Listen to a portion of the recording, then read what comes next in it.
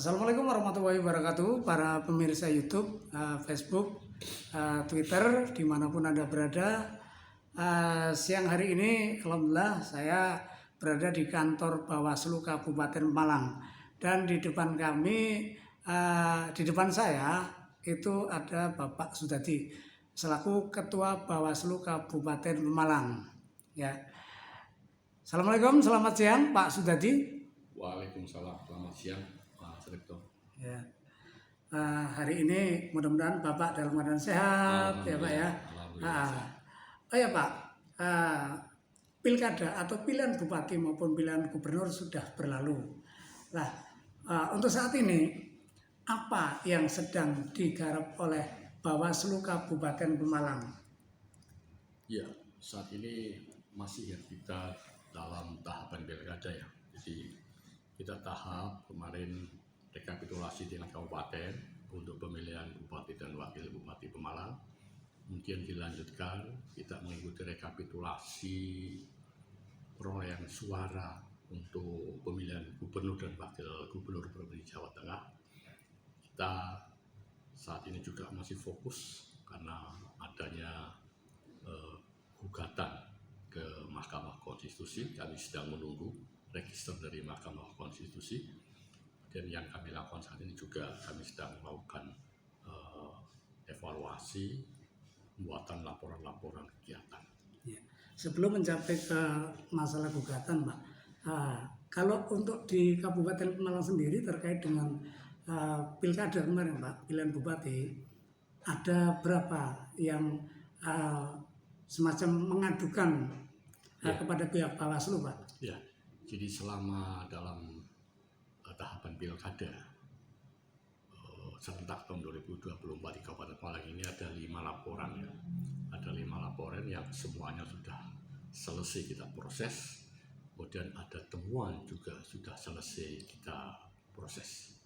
Jadi 5 laporan dan 2 temuan. Ada 5 laporan dan 2 temuan ya Pak.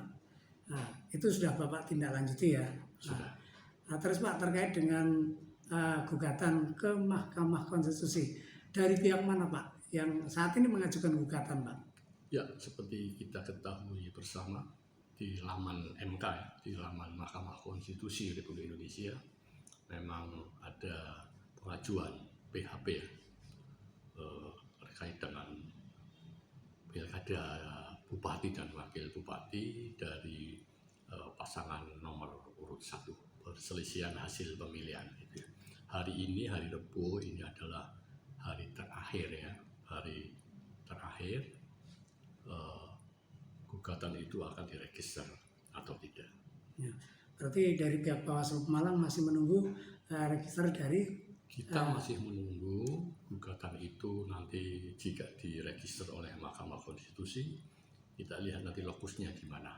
Ya, kita siap. Yang pasti Bawaslu sudah siap dengan adanya perselisihan hasil pemilihan ini.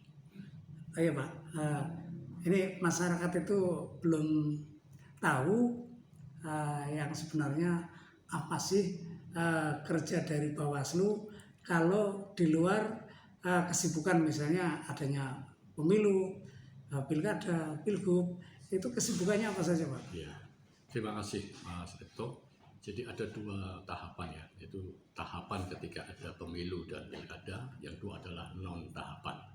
Non-tahapan kita itu banyak sekali kegiatannya, bisa mengevaluasi, pelatihan, kita mungkin ada lagi pembentukan desa anti money politik, desa pengawasan, kemudian kita pembinaan yang secara berkelanjutan bagaimana itu desa anti money politik dan desa pengawasan. Jadi kita berkelanjutan karena kita itu lembaga ya, badan yang bersifat permanen. Kita tidak akan pernah berhenti dalam arti kita meskipun sudah tidak ada tahapan pemilihan maupun pilkada, kita tidak nganggur. Banyak sekali kinerja-kinerja kita yang harus kita selesaikan sampai nanti menjelang pemilu atau pilkada ke depan. Ya. Iya Pak, pihak Bawaslu sendiri turut menggencarkan anti money politik ya padahal Pak ya. Tapi bagaimana Pak implementasinya di lapangan?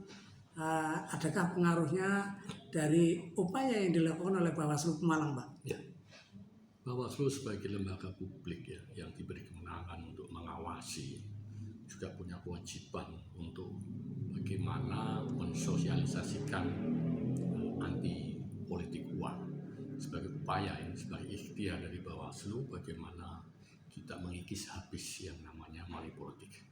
Seperti kita ketahui bahwa money politik ini sudah mendarah daging ya. Sikap-sikap pragmatisme dari masyarakat kita terhadap money politik itu sangat luar biasa. Makanya upaya-upaya yang dilakukan oleh Bawaslu tidak akan pernah berhenti. Bagaimana kita membangun sebuah demokrasi yang bersih dan bermartabat dari sisi politik uang. Banyak yang dilakukan oleh Bawaslu, antara lain kita sudah membentuk desa anti money politik, desa pengawasan, kemudian kami juga terjun langsung kepada pemilih pemula dengan go to school ya. Kita memberikan sebuah pendidikan politik kepada pemilih pemula. Kita di situ menjelaskan bagaimana bahaya money politik. Ya, ini adalah upaya atau ikhtiar. Karena membalikan untuk mengikis habis money politik tidak semudah dengan membalikan telapak tangan. Kita perlu upaya terus-menerus. Ayo Pak, tapi dari upaya itu apakah ada secerca harapan sehingga nanti betul-betul tahapan-tahapan yang akan datang itu bisa kikis habis apa itu praktek-praktek money politik Pak? Kita optimis, tetap kita optimis demi sebuah demokrasi yang sedang kita bangun ini. Kita optimis, mungkin tidak dalam waktu singkat ini, namun demikian Bawaslu terus berikhtiar bagaimana mengkampanyekan terkait dengan adanya money politik ini. Baik Pak Sudadi, saya terima kasih atas waktunya.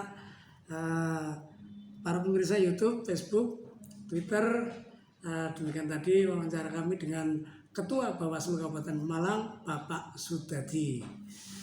Oke, Assalamualaikum warahmatullahi wabarakatuh. Waalaikumsalam warahmatullahi wabarakatuh.